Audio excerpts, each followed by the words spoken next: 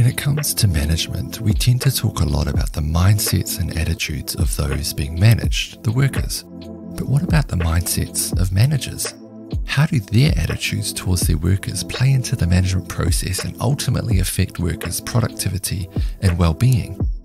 Douglas McGregor, an American management scholar, was super interested in this question. In fact, McGregor believed that if we could optimize the mindsets of managers, we'd be well on our way to solving a lot of the problems plaguing organizations and society as a whole. In his book, The Human Side of Enterprise, first published in 1960, McGregor argued that there were two very different types of mindsets at play amongst managers: Theory X mindsets and Theory Y mindsets. According to McGregor, Theory X mindsets represent a very negative, pessimistic view of workers and their motivations. Managers with a Theory X mindset tend to assume that workers are inherently lazy, lacking ambition, self-centered, and so on. At this point, you might be thinking of a manager you've had in the past who you felt had this kind of mindset and belief about you and your colleagues. How did that manager act towards you? Chances are their Theory X mindset led them to manage you in a pretty crude and controlling way.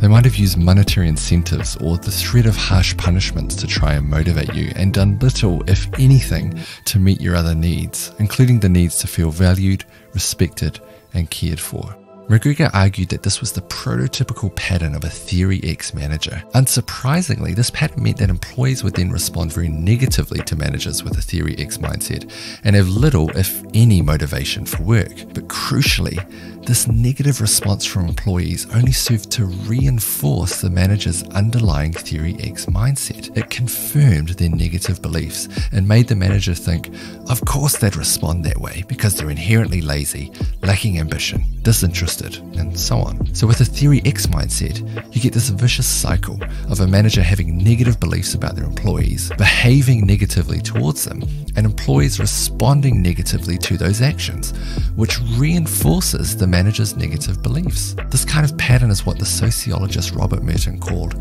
a self-fulfilling prophecy, where a person's beliefs about something don't just reflect reality, but actually create it. The other type of management mindset that Douglas McGregor outlined was what he called a Theory Y mindset. A manager with a Theory Y mindset has radically different assumptions to a manager with a Theory X mindset. First, they assume that the average employee is creative and naturally inclined to put in effort. Second, they assume that control and punishment are just one approach and not always the best approach to motivating people. Third, they assume that employees will be motivated to work to the extent they believe both the financial and non-financial rewards are truly worthwhile. And finally, managers with a Theory Y mindset assume that, under the right conditions, employees can be taught to not only accept but seek out responsibility.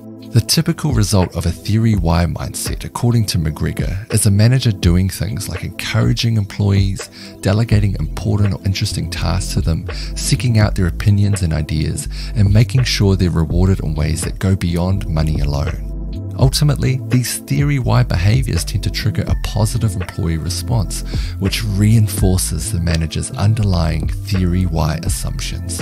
So unlike with Theory X, where we see a vicious self-fulfilling prophecy, with Theory Y, we see a virtuous self-fulfilling prophecy. In The Human Side of Enterprise, McGregor expressed his frustration at the pervasiveness of Theory X mindsets amongst the managers of his time. He believed that a lot of organizational problems and dysfunctions were the result of too much Theory X. This isn't to say that he saw Theory X as totally inappropriate. He acknowledged that in some settings it might actually be the better approach, but he also saw a lot of untapped promise in the Theory Y mindset. Nowadays, it's tempting to think that times have changed, that Theory Y mindsets are the norm and Theory X mindsets are a thing of the past. But there are still plenty of Theory X managers out there, wreaking havoc on the organizations they work in and the employees that they supervise. It seems then that we have quite a way to go to realize Douglas McGregor's vision of a working world that's kinder, more respectful, and ultimately more humane for workers.